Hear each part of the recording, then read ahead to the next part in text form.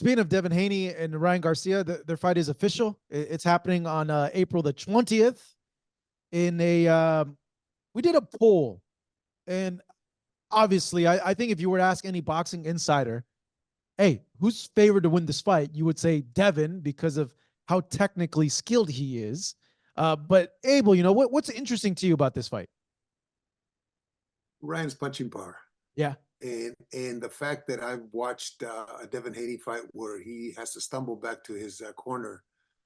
If he gets Been tagged, it's two fights. Yeah, Ryan can crack. Ryan can crack. He may not be as skilled. He's not as skilled as Devin, but it's a 12-round fight. And if he lands a shot, Devin is nowhere near the Gervonta Davis fighter that fought Ryan. Gervonta Davis is much more of a tactician, more of a killer to say. Let's just say that looks for opportunities and capitalizes on them. Devin doesn't have the punching power that Gervonta Davis has, and Ryan does. So to me, it's not a 50-50 fight, but I would give the edge to Devin. But he's got a live guy in front of him. Okay, yeah, Devin at this point has had a heck of a run. Hell of a resume up to this point as well. The biggest win being against Lomachenko, but it's a little disputed that win was, but nonetheless, he got the job done against Vasily Lomachenko at 135 pounds. We're seeing a Ryan Garcia now at 140 with no weight rehydration issues, no nothing. It's a full 140 a weight where he looks strong. You mentioned the power, but realistically, how will what's the key in this fight, Abel? Putting on your trainer brain on it and really seeing the fight for what it is. The key is Devin fighting his fight and keeping Ryan from initiating anything, keeping him one step behind. If he can do that, then he's got a chance to win a decision. If he can't, if he allows Ryan to get into a rhythm and allows Ryan to land some punches and allows Ryan to throw, because Ryan will be just as fast or faster than, in my opinion, than Devin, and he's a bigger puncher. So if he allows Ryan to get into his rhythm and allows Ryan to get close and get into a 2 or 3 punch combination, one of them may land, and all it takes is one to get you hurt. And Ryan's not afraid to go crazy when he throws his shots. He's not one of those guys. He hurts you and then he pulls back. He's going to go on you and maybe get knocked down himself if he gets caught with a shot. But he will be on Devin. So Devin's got to keep his cool, and Devin's got to make sure that his game plan is followed throughout the 12 rounds. If he decides to make it a fight, then it's a difficult fight for him. Yeah. They're so familiar with each other. They fought 6 times in the amateurs, and I would have, that stays with you as a fighter. Like you're familiar with this guy, and you know what they are, right? Yes, but Ryan is a different fighter today. Well, they're both a lot better. Power-wise. Yeah, that's true. Power-wise. Who's he training with right now? Derek, yeah. Okay, so he'll have that class group around him and learning, and I think that's going to help him. That's what I was worried about Ryan before. I shouldn't say worried, but I just didn't think that he was progressing. I loved it when it went to Eddie because, again, he had a nucleus of a lot of very good fighters. He has a nucleus of a lot of very good fighters with Derek, too. So it's like Munguia going to Freddy's. He has a nucleus of a lot of good fighters. He improves. So I think that if Garcia is paying attention and watching how things are done at that level, at the professional level, at that level that he's at, then I think he's gonna show a big improvement. Yeah, and the other thing too, people were mentioning like, man, there's a lot at stake for Ryan, and obviously there is. He wants to be world champion. This is his chance to be a world champion. Guys. What was that? For both guys. I mean, this fight for Devin is a marquee fight because then I think that raises him above all those questions that you had before and that everybody's had. If he's able to knock this guy out or really handle him, then I think it puts a big feather in his cap. I think now we're not going to have any questions about it. No, yeah, very, very true. That I didn't even think about that in terms of Devin, but I was thinking in terms of Ryan and his marketability. Obviously, if he loses the fight, it's gonna hurt. How they're able to market him unless he puts on a great performance or it's a performance where it's like a really, really close fight. And I've always said this to people, like, it doesn't matter, like, if you lose a fight as a boxer, It matters how you lose the fight. If you lose it in a great performance, it's not going to take anything away from you. If anything, it's going to help you. People are going to want to see you fight again because you fought so great. Very, very true. I'll go back to the fight that we're talking about before with Tszyu and Ortiz. If Ortiz looks at the tape and goes back and retools his thing, he's obviously got talent, very talented fighter, but he retools his game and comes back as a different fighter, then yes, you're right, that fight will help him. But he's got to go back and retool. I think that Ryan is in a different boat only because he's already got the following. One loss is not going to matter unless he gets destroyed by Devin Haney. One loss is not going to matter. He's got the following. He's his followers love him, whether he looks good, looks bad, doesn't matter. I mean, they still followed him when he got beat by Davis. You know, so I don't think a loss is going to hurt him as much as it will hurt Devin. So you would think then Devin's going to try to box, try to establish his jab early and try to move around, try to avoid Ryan, right? You think Ryan's going to have to be aggressive, come forward, put punches together. Ryan is going to have to think that this guy can't hurt me and I'm going to go at him and I'm going to go at him until I land the one that I want. If he doesn't, then Devin will just stay on the outside and box him. Devin is obviously the more talented fighter skill-wise. At least to this point, we don't know the improvements that Derek will be able to make on Ryan for this fight, but he's had enough time to make some improvements. So if Devin is able to keep him on the outside and keep him, like I said, one step behind with his jab and with his movement, then I think he beats him. But Ryan will have to press. Ryan will have to be in his chest, and I'm not gonna say be dirty, but just be aggressive, very aggressive. Yeah, it's all gonna come down to the power of Devin. And if Ryan feels like, hey, you know, I can come forward and this is not going to bother me. Can I take it? Can I take it? Yeah. Yeah. Can I take a shot? If I can take a shot, he's in trouble. Unless he's landing clean and, you know, an eye starts swelling up. Yeah. Yeah. I don't think that he'll be able to land that. In order to do that, you have to land combinations, 1 or 2 or 3 shots that make that happen. If Ryan is pressing and Devin is fighting him, Devin, there's gonna be shots in between. Ryan is just as fast or faster than Devin, so yeah, and he's got more power. So between Devin's shots, if he's able to land a couple, then we got the same problem going both ways. You know, maybe the eyes start busting up, and he starts getting hit a little too much, and changes his game plan. Then it's a different story in the fight.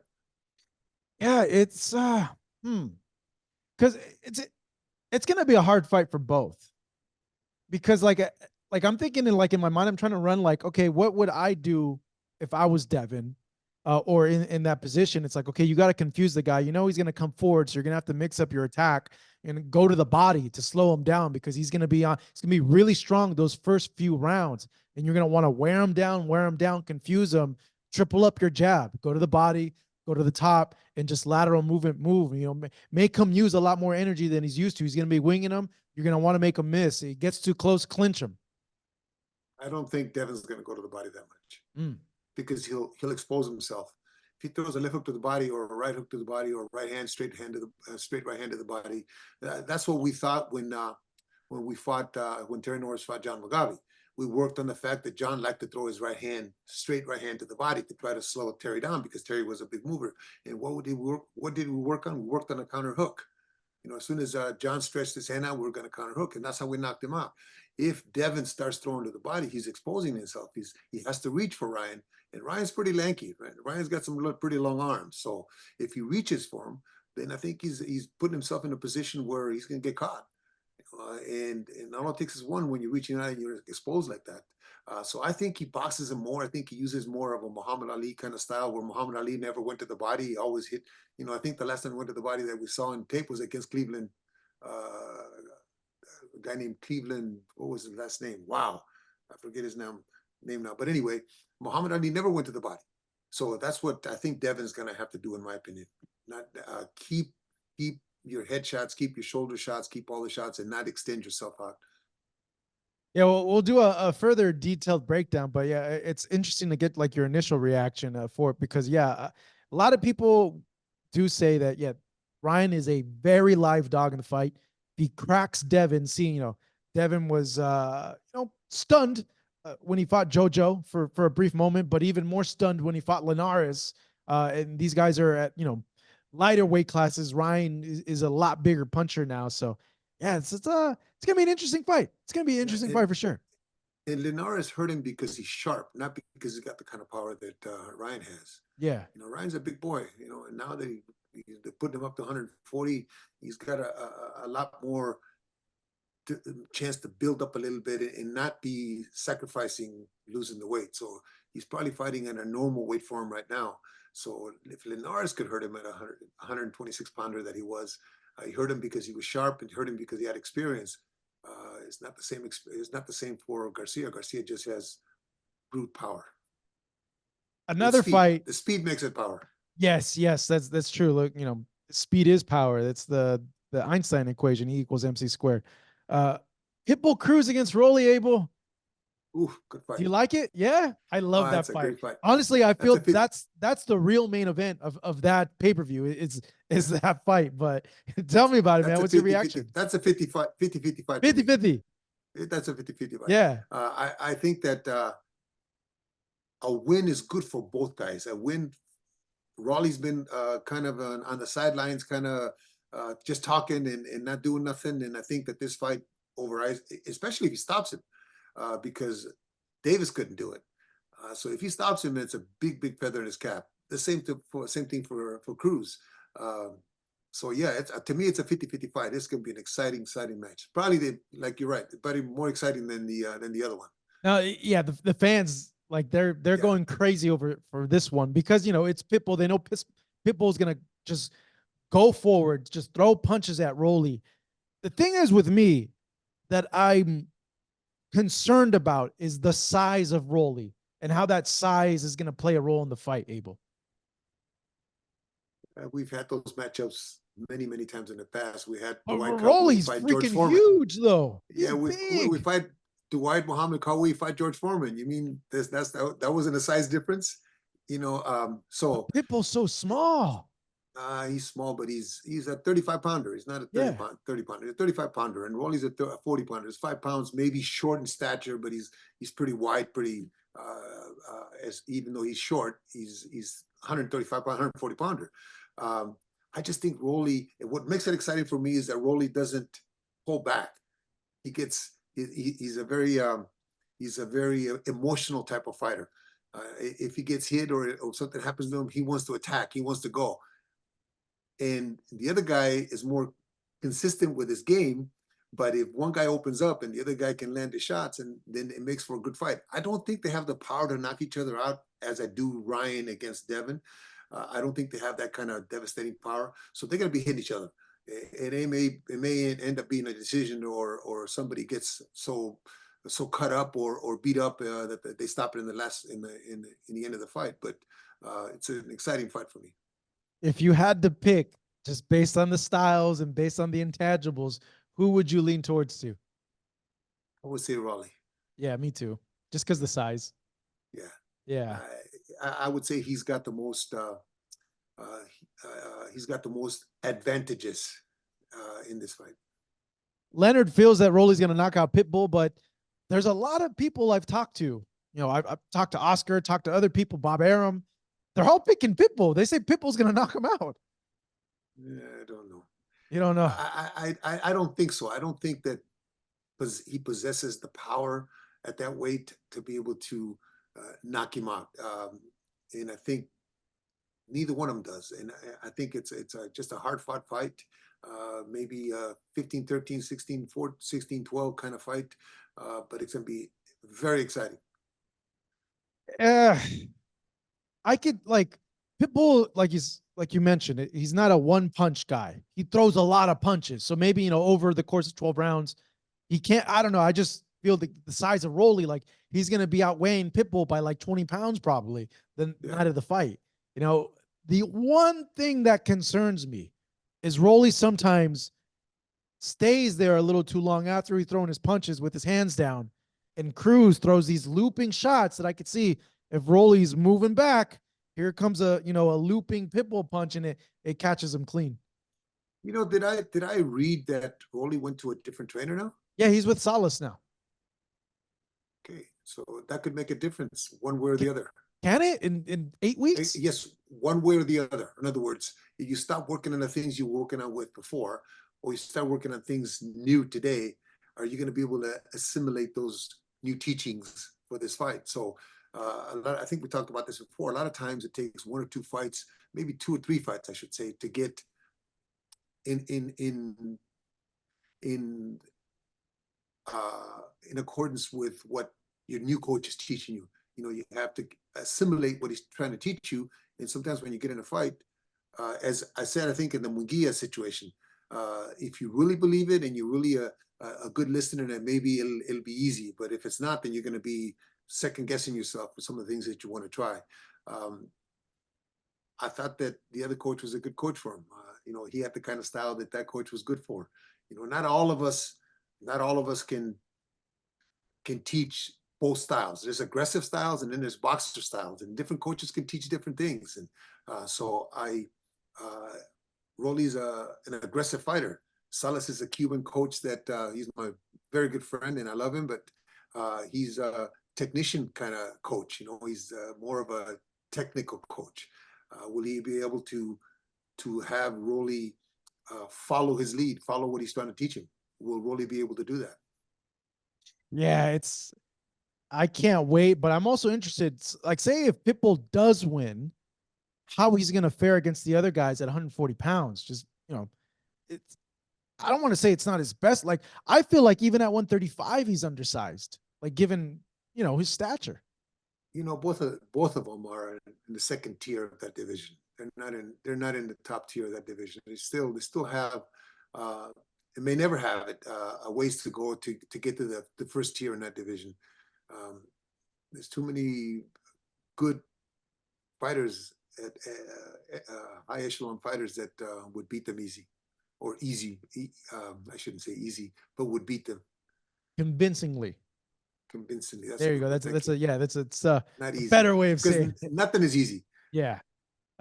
In the main event of that PBC on Amazon Prime card in Las Vegas, that's going down on March 30th. Tszyu taking on Keith Thurman, who's moving up to a new weight class, moving up to 154 pounds for the first time in his career. A lot of people have Tszyu as the overwhelming favorite in this fight, even saying that, hey, Tim's on a tear. This is gonna not a fair fight. Smaller Thurman coming up against this killer. Tszyu is gonna get the knockout. Keith Thurman, a very experienced guy, unified world champion at 147 pounds, was called one time for a reason because he had big power at 147.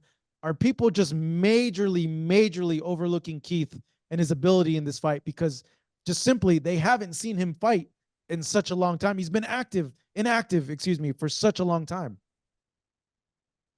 No, I don't think they're overlooking him, but I do think that Tszyu needs this fight to claim superiority here in the States.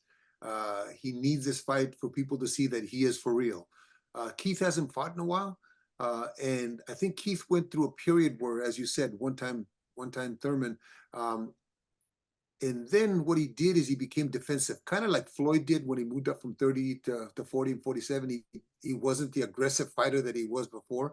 When Keith started to move up and face the high echelon of the division, he became more of a boxer. He became more of a tactician and technician inside the ring instead of the one-time guy.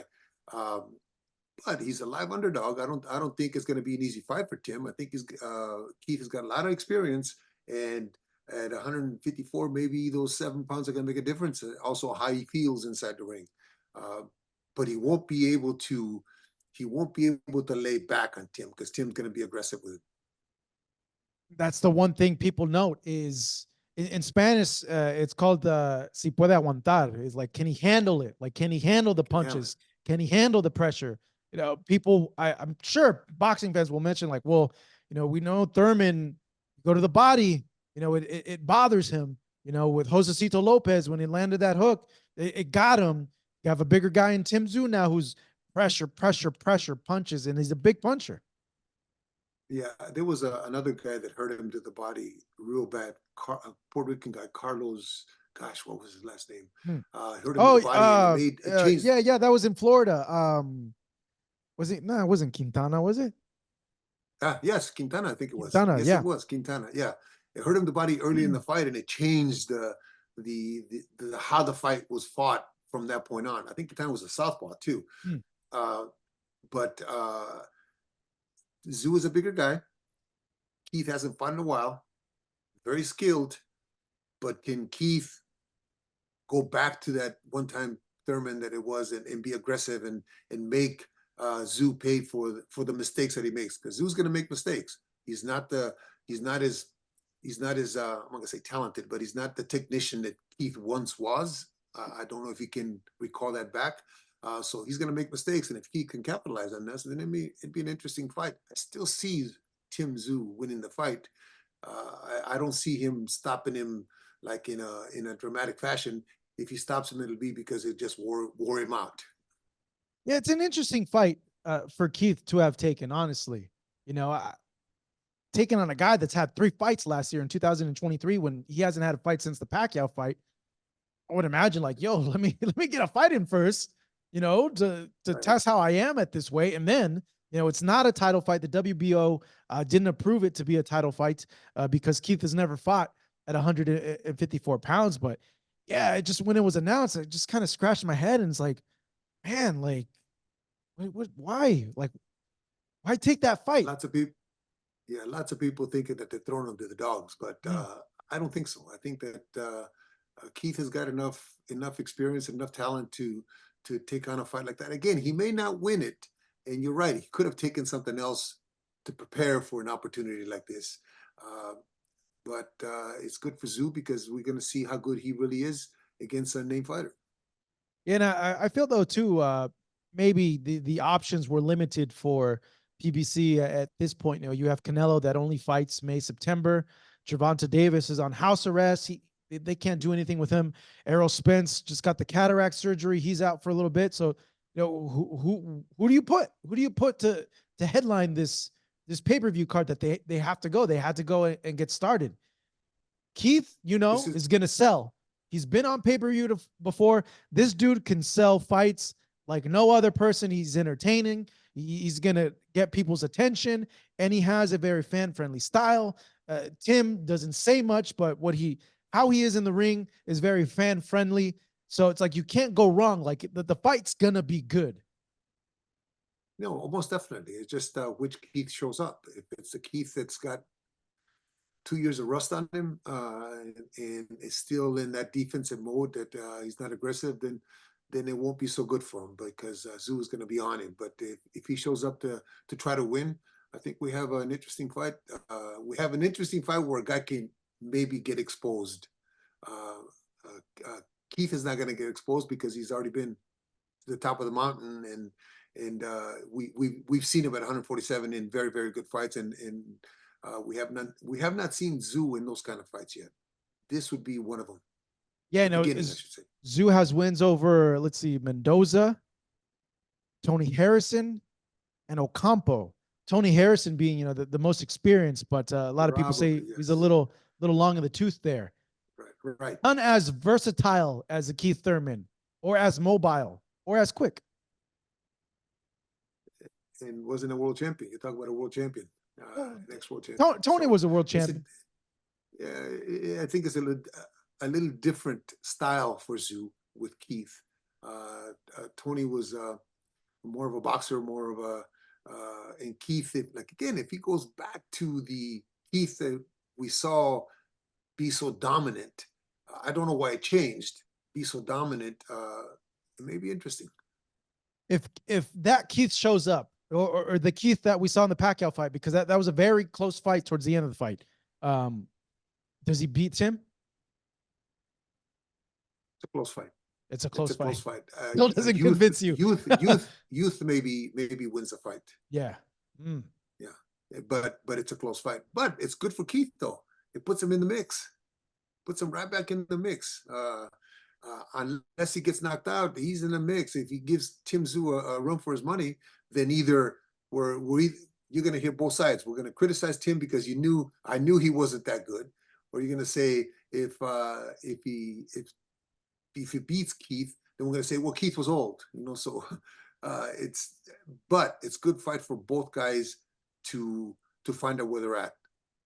Yeah, overall, I feel that card, even though it doesn't have like one standout superstar attached to it, this PBC on Amazon Prime pay-per-view on the 30th of March in Vegas, I think overall, like the value of it is really good. Like you have some really good fights on there. You know, the main and the co-main, and then they're gonna stack the fight at, Laura and Zarafa, that one, Laura's been more willing to engage the older he's gotten, and has become a little bit more exciting, but you never know with him. Yeah. It's reminiscent of the old Don King days, man. Mm. Don King used to put on 4 or 5 title fights on a show, and one of them may not even be on TV, on the pay-per-view. So I'm happy to see that come back. I hope that they continue that trend. We shouldn't have one fight and then 5 throwaways. I mean, that's not fun for the fans. But Well, you know the reason why, Abel. Well, it doesn't matter the reason why. Listen, Costs too much.